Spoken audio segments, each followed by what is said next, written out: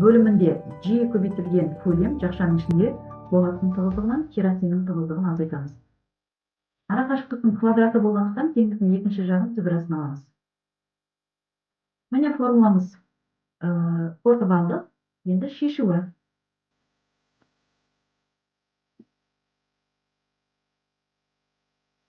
Т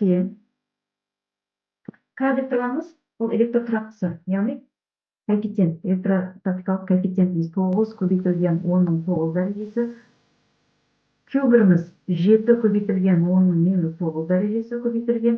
Q2-іміз минус 2,1 көбейтілген 10-ның минус 9 дәрежесі.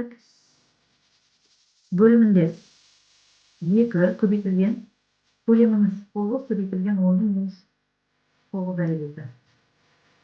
Көбейтілген, мұнда эпсилонды қалдырып кетпейміз. Жиіміз 10-ға тең. Жақшаның ішінде 7800 азайтылған 800-де. Түбірасына аламыз. Есептейтін болсақ, мына дәрежемен мына қысқарып кете алады. 9-ден 9 қысқарып кете алады. Қалғандарын көбейтіп жібереді.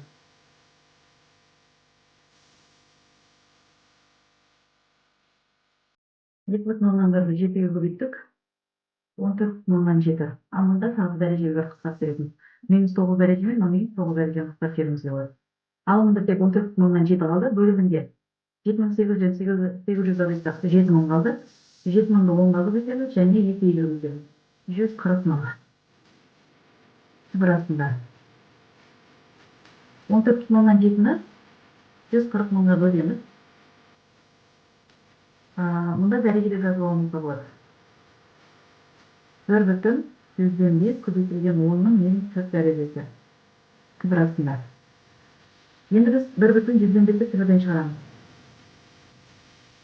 Ұзықталғанда 1,102 көбейтілген 10-ның дәрежесін түбірден шыққанда жартысы шығады.